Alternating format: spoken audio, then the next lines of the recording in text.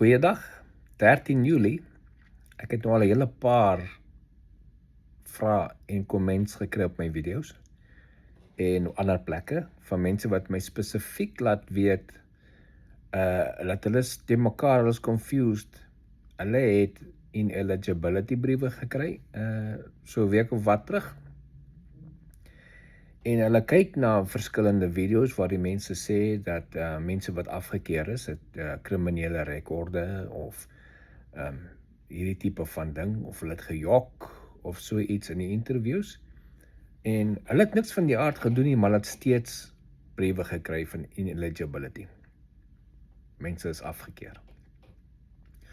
Hoekom sal dit so wees? Was daar 'n fout aan die Amerikaanse kant of in die stelsel iewerste? Nou onthou jy, daar's baie redes hoekom jy 'n brief kan kry vir ineligibility, afgekeer word, deny word. Duidelik, as jy 'n kriminele rekord het, wat van so 'n aard is, dat dit gewelddadige kriminele rekord was, dat gaan jy definitief nie goedgekeur word nie. As jy weier om inspuitings te vat, vaccines, gaan hulle maar net sê, dankie, ons het jou nie nodig nie, want jy kan een of ander disease in Amerika aanbring. As jy hulle gejok het met die interview, en hulle het uitgevind dat jy het gejok, kan jy denial kry, definitief. Maar ek dink die mense wat nie in daai kategorie val nie. Jy weet, jy's 'n goeie mens, jy het nog altyd, jy het niks in jou history wat jy van weet nie. Hoekom het jy ingekry? Volgende logiese antwoord vir dit is, jy het nie mooi gearticulate dat jy fear for future persecution het nie. Jy onthou, jy hoef nooit te wys dat jy in die verlede ge-attack, aangeval of daai tipe van, want nie almal was ooit aangeval nie. Dit gaan nie tel teen jou as jy nooit aangeval was nie. Jou articulation van future persecution, dit is die belangrike punt. So as jy nie kon mooi articulate waarvoor jy bang is vir die future nie, gaan jy ook kan jy afgekeer word, kan sê, wel, jy voldoen nie aan die vereiste van 'n refugee program nie, want jy kan nie articulate waaroor as jy vir die toekoms bang nie, hulle kan vir jou skuif.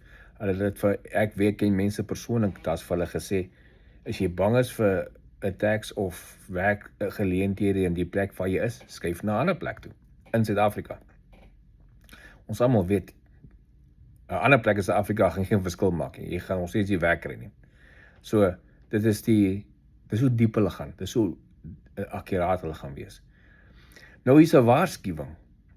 Nou dat ons weet, daar's mense wat afgekeer is, het hulle nie afgekeer vir kriminele en al die ten toe wanneer hulle afgekeer, want hulle kon nie mooi articulate nie, moet asseblief nie stories opmaak nie. Moenie stories opmaak van die verlede nie, en vir die future, nou obviously kan jy nie die toekoms insien nie, maak seker dat jy 'n behoorlike articulation het waarvoor is jy bang vir die future. As dit nie daar is nie, dan kan jy ook in die deel val van die mense wat 'n denial kan kry. Nou ek verstaan, daar's mense wat deur die hele proses gegaan het en regtig hulle hart hier opgesit het, en hulle het daai briewe gekry, en nou sit hulle hoop op iets anderster.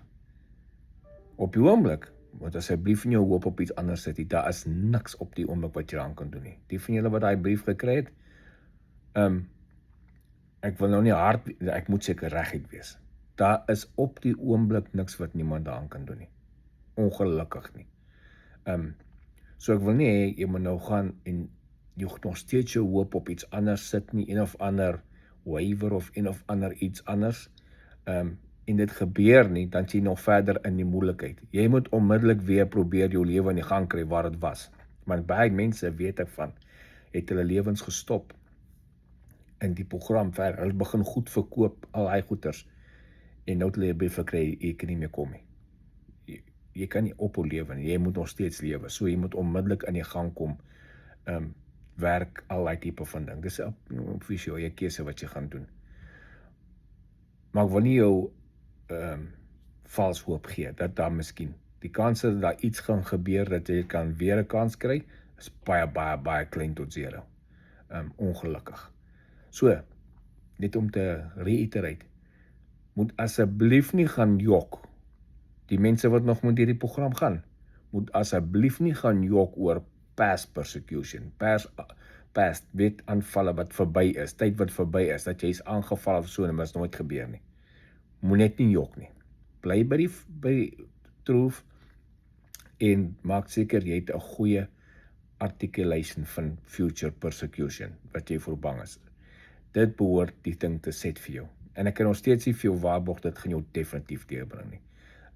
Ons het gesien, mense kry van hierdie briewe. Hoop sterkte vir jou, onthou, sit soos altyd enige vrae onder en ek sal daarna kyk. Ek het al vrae gesien op my video's. Het jy nie vir ons 'n e-mail, ons wil jou persoonlik kontak? Ongelukkig het ek nie 'n publieke e-mail nie, en ek het nie persoonlik ek het nie tyd om te kontak nie, ongelukkig nie. Julle kan wel my vrou kontak as sy by julle uitkom, en sy het ook nie baie tyd nie.